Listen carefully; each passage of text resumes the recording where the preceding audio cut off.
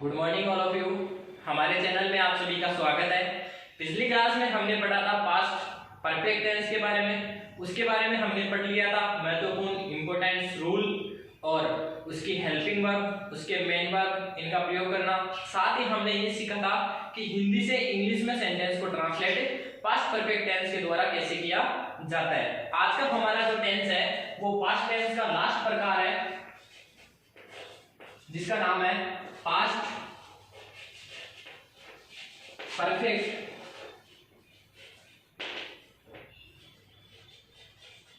Continuous tense. Past perfect continuous tense. अब देखिए ये पास्ट परफेक्ट कंटिन्यूअस टेंस है, इनमें कौन से कार्य सम्मिलित होते हैं। जो पास्ट परफेक्ट कंटिन्यूअस टेंस है उनमें वे कार्य सम्मिलित होते हैं जो भूतकाल में लगातार चल रहे थे, जो भूतकाल में लगातार चल रहे थे। और जो प्रेजेंट परफेक्ट कंटिन्यूअस टेंस होता है उस टेंस में क्या होता है कि वे कार्य सम्मिलित होते हैं, इसमें वे कार्य जो भूतकाल से चल रहे और अभी तक चल रहे हैं, यानी भूतकाल से शुरू हुए और अभी तक चल रहे हैं। तो देखिए पास्ट परफेक्ट कंटिन्यूअस टेंस, सबसे पहले देखते हैं हम इसकी पहचान। देखिए इसकी हिंदी में पहचान क्या होती है कि ये भूतकाल में क्या होता है, कार्य आरंभ रहते हैं, चल रहे होते हैं। तो इनकी पहचान में पीछे पीछे क्या आएगा, रहा था, लेकिन इनके साथ में समय के लिए से का प्रयोग होता है। तो क्या होगा इसकी पहचान, से रहा था, से रही थी,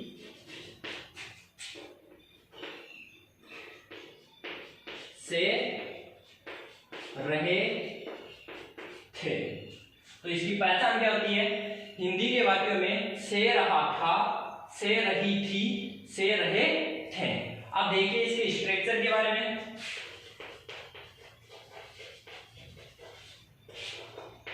देखिए इसका स्ट्रक्चर होता है, सबसे पहले इसमें लिखा जाता है सब्जेक्ट, जो कि हर टेंस और हर सेंटेंस में लिखा जाता है। सबसे पहले सब्जेक्ट, सब्जेक्ट के साथ में जो इसकी हेल्पिंग वर्ब होती है वो होती है हैड बीन, हैड बीन। और हैड बीन के बाद में इसकी जो मेन वर्ब होगी, तो यहां से देखिए कंटिन्यूअस टेंस, और हमने जितने भी प्रेजेंट टेंस में और पास्ट टेंस में कंटिन्यूअस टेंस पढ़े हैं उनमें मेन वर्ब की फोर्थ फॉर्म का प्रयोग किया जाता है। तो मेन वर्ब की फोर्थ फॉर्म, या हम बोल सकते हैं आईएनजी फॉर्म। फिर उसके बाद में ऑब्जेक्ट, और इसके साथ में हमने यहाँ पे बताया से रहा था, तो इस जो से का प्रयोग होता है वो किसके साथ होता है, समय के साथ। और इस से के प्रयोग के लिए सिंस और फॉर का प्रयोग करते हैं। तो साथ में क्या होगा, सिंस या फॉर प्लस टाइम। तो हमारा स्ट्रक्चर होता है, जो इसकी संरचना होती है वो क्या होती है, subject plus had been plus main verb की फोर्थ फॉर्म या फिर ING form plus object plus since for plus time, इनका प्रयोग होता है। तो ये हमारा जो स्ट्रक्चर है वो स्ट्रक्चर है अफर्मेटिव सेंटेंस के लिए, यानी सकारात्मक वाक्यों के लिए। अब देखिए नेगेटिव सेंटेंस के लिए,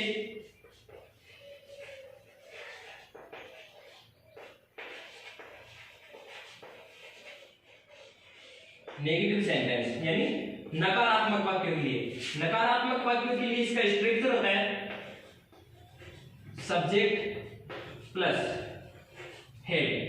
बाकी टेंस में जितने भी सेंटेंस हमारे बनाए हैं उन सेंटेंस में हम क्या करते थे, नेगेटिव सेंटेंस बनाने के लिए नोट का प्रयोग करते थे, लेकिन इसमें नोट का प्रयोग होगा वो पीछे पीछे लगाते थे बाकी सेंटेंस में, लेकिन इसमें जो नोट का प्रयोग होता है उसमें बीच में लगेगा। तो had not been,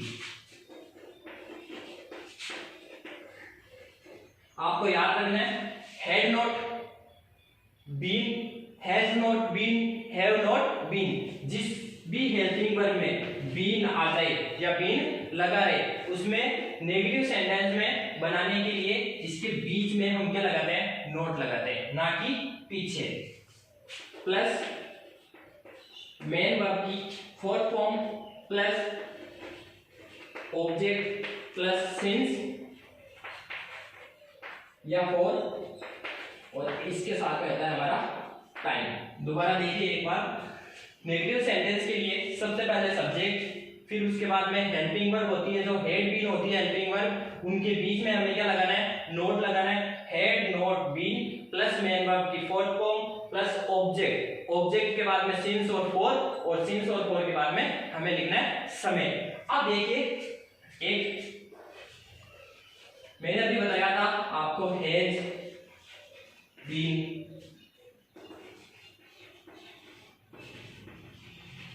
have been, और एक हमारे पास है हैड बीन। देखिए ये दोनों हेल्पिंग वर्ब है, वो प्रेजेंट परफेक्ट कंटीन्यूअस टेंस की है, और जो ये हमारी हेल्पिंग वर्ब है वो पास्ट परफेक्ट कंटीन्यूअस टेंस की है। यदि हमें इनको नेगेटिव सेंटेंस में चेंज करना है, यानी कि इनके साथ में नॉट का प्रयोग करना है, तो यहाँ पे ये ऐसे होगी, हैज नॉट बीन, यहाँ पे होगा हैव नॉट बीन, यहाँ पे होगा हैड नॉट बीन, और इनके साथ में हमेशा और हमेशा मेन वर्ब की फोर्थ फॉर्म, मेन वर्ब की फोर्थ फॉर्म, या हम बोल सकते हैं आईएनजी फॉर्म, या फिर हम बोल सकते हैं मेन वर्ब की फर्स्ट फॉर्म प्लस आईएनजी, इनका प्रयोग भी करते हैं। अब हम देखते हैं सिंस और फॉर का प्रयोग। देखिए पिछली क्लास में हमने सिंस और फॉर का प्रयोग एक बार पढ़ चुके हैं, एक बार दोबारा देखिए सिंस और फॉर का प्रयोग। यहाँ पे जो समय के साथ में सिंस और फॉर का प्रयोग किया जाता है उसके बारे में देखिए। तो सबसे पहले देखते हैं हम सिंस का प्रयोग, यूजेज ऑफ सिंस। देखिए सिंस का प्रयोग होता है, वो होता है निश्चित समय अवधि के लिए या फिर निश्चित समय बिंदु के लिए, डेफिनेट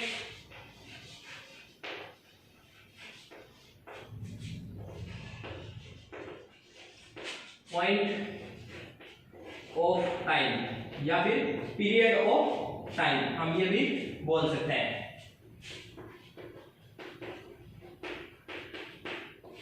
निश्चित समय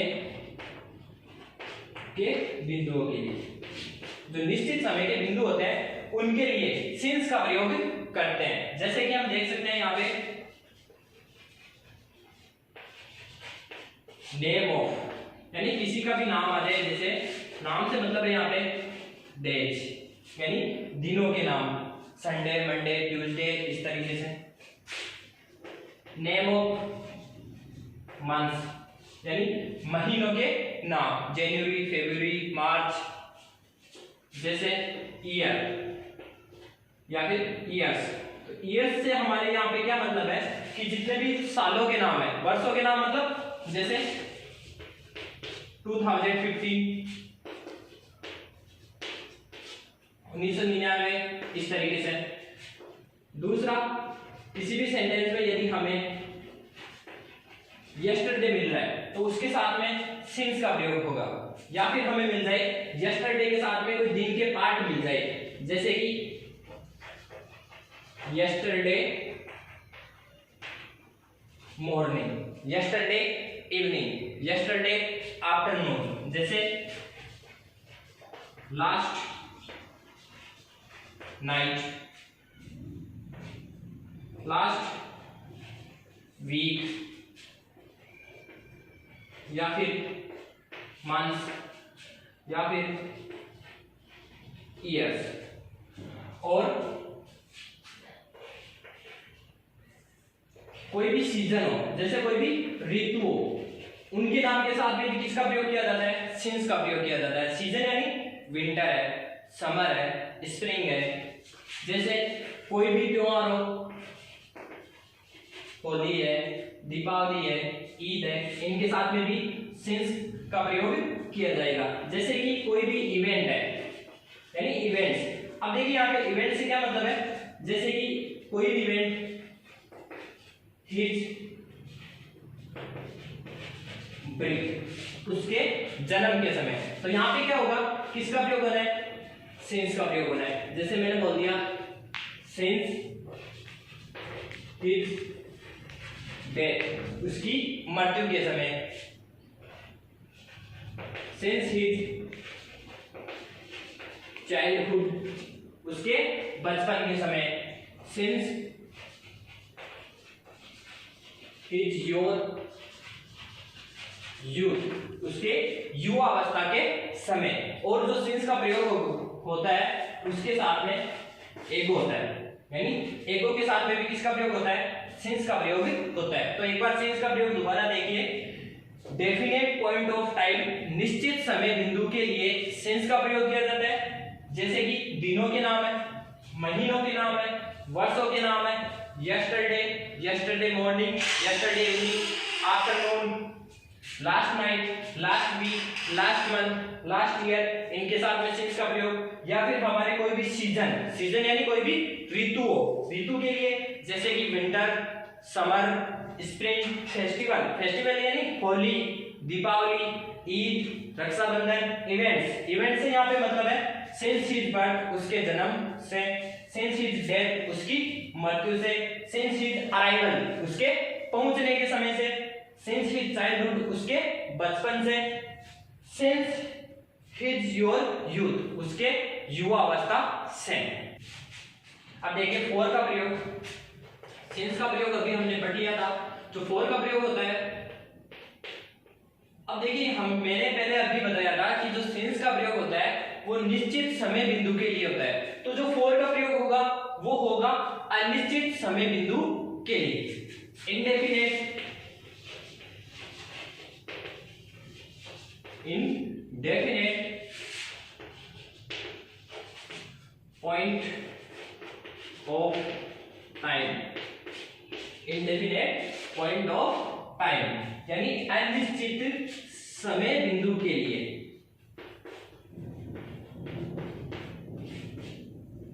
अनिश्चित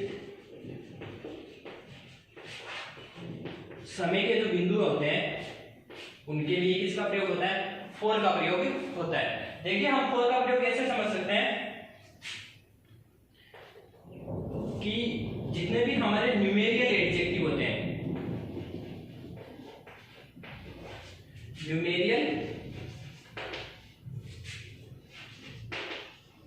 adjectives, numerical adjective plus time, इनके साथ में फोर का प्रयोग किया जाता है। तो इसके साथ में होता है वो फोर का प्रयोग किया जाता है। न्यूमेरिकल एडजेक्टिव जैसे मैंने बोल दिया 2, या फिर बोल दिया 1, या फिर 3, 4, 5, और प्लस उसके साथ में टाइम, टाइम से यहाँ पे मतलब है जैसे 2 minutes, 2 hours, 2 days, 2 week, 2 months, इस तरीके से। अब देखिए इनका एग्जांपल देखते हैं। न्यूमेरिकल एडजेक्टिव 1, 2, 3, 4 इस तरीके से।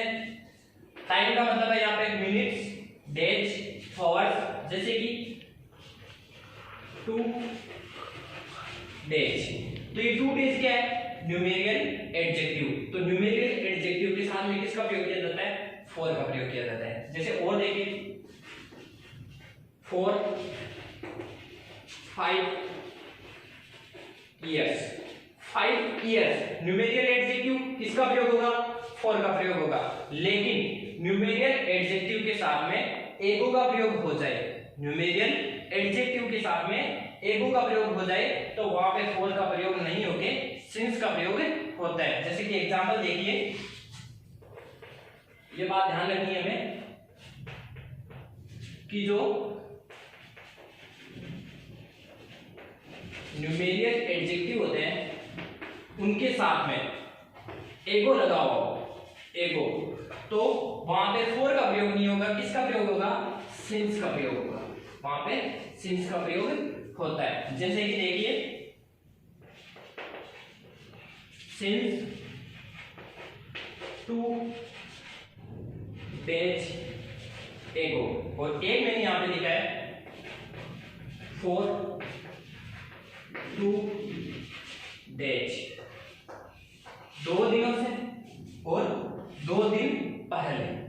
यहाँ पे एको का अर्थ क्या होता है, पहले, यानी ये समय निश्चित हो गया। निश्चित समय कैसे हो गया, 2 दिन पहले। जैसे अभी मान लो अभी से 2 दिन पीछे समय निश्चित है, और यहाँ पे ये बता रहा है 2 दिन या 2 दिनों से, तो वो 2 दिन कौन से है हमें नहीं पता है। तो ये तो हो गया अनिश्चित और ये हो गया निश्चित, और निश्चित समय के लिए सिंस का प्रयोग किया जाता है।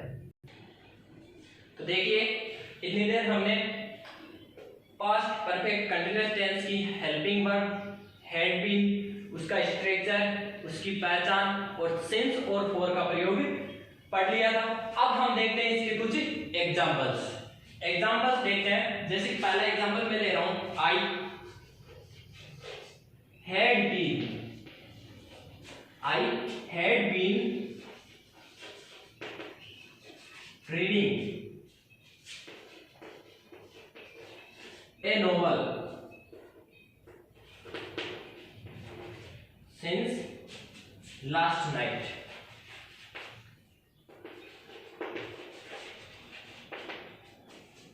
दोबारा देखिए, I had been reading a novel since last night. यहाँ पे क्या है, I, और I के साथ में प्रयोग हुआ है had been का। तो हमारे पास हमें पता है पास्ट परफेक्ट कंटीन्यूअस टेंस में केवल एक ही हेल्पिंग वर्ब होती है, तो चाहे सब्जेक्ट प्लूरल हो चाहे सिंगुलर हो, उसके साथ में हैड बीन का ही प्रयोग करना है। I had been reading a novel since last night, मैं कल रात से एक नोवेल पढ़ रहा था। कल रात से मैं एक नोवेल पढ़ रहा था, तो इसमें नोवेल पढ़ रहा था, तो यहाँ पे देखिए सिंस लास्ट नाइट, कल रात से। यहाँ पे सिंस का प्रयोग क्यों है, क्योंकि हमने अभी पढ़ा था लास्ट नाइट के साथ में किसका प्रयोग होता है, सिंस का प्रयोग होता है, इसलिए पहला एग्जांपल हमारा। दूसरा एग्जांपल देखिए, मैं हिंदी में ले रहा हूं, हम कल रात से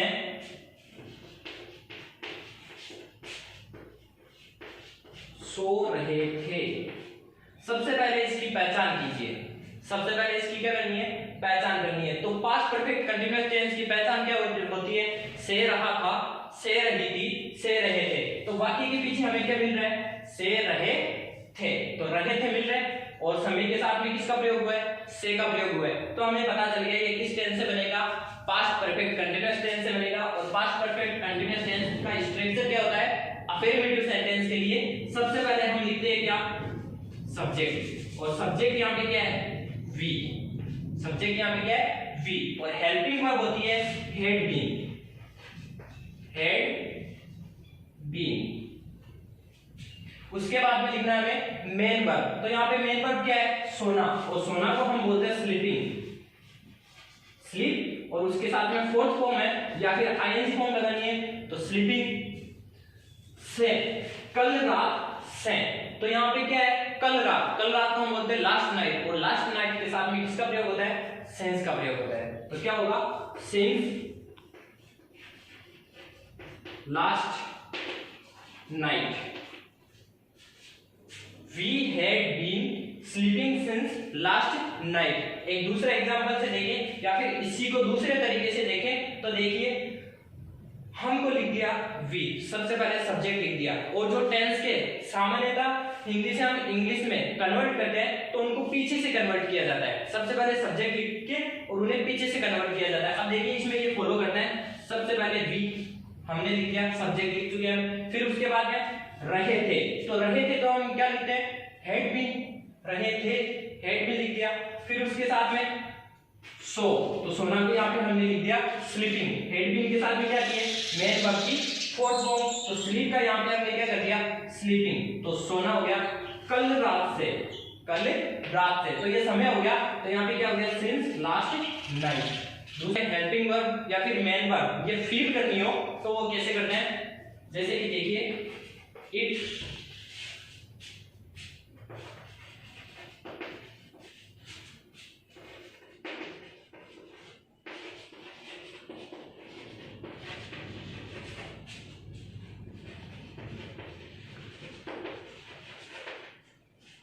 यस्टरडे मॉर्निंग। सबसे पहले इस सेंटेंस की पहचान कीजिए, सबसे पहले हमें क्या करना है, इस सेंटेंस की पहचान करनी है, और पहचान करके हमें देखना है कि यहाँ पे जो ये रेन है, यहाँ पे रेन जो वर्ब है वो किस टेंस में फील होगी। अब देखिए इसमें क्या हो रही है पहचान, सबसे पहले सिंस का प्रयोग हो रहा है, तो सिंस का प्रयोग तो प्रेजेंट टेंस में भी होता है, जो प्रेजेंट परफेक्ट कंटीन्यूअस टेंस होता है उसमें भी होता है। तो आपको यहाँ पे आगे क्या मिल रहा है, यस्टरडे मॉर्निंग, और यस्टरडे किसकी एडवर्ब होती है, पास्ट टाइम की। तो ये सेंटेंस किसमें हुआ? पास्ट परफेक्ट कंटीन्यूअस टेंस में। और पास्ट परफेक्ट कंटीन्यूअस टेंस की हेल्पिंग वर्ब क्या होती है? हैड, बीन, और मेन वर्ब की फोर्थ फॉर्म। तो यहाँ पे इट हो, चाहे कोई सा ही सब्जेक्ट हो, उसके साथ में किसका प्रयोग करना है? हेड का। तो ये हो गया हैड बीन। वर्ब कौन सी है? रेन। तो रेन का क्या हो गया? रेनिंग। तो ये क्या है? It had been raining since yesterday morning. कल सुबह से वर्षा हो रही थी। तो आशा करता हूं आपको क्लास पसंद आई होगी। धन्यवाद। जय हिंद, जय भारत।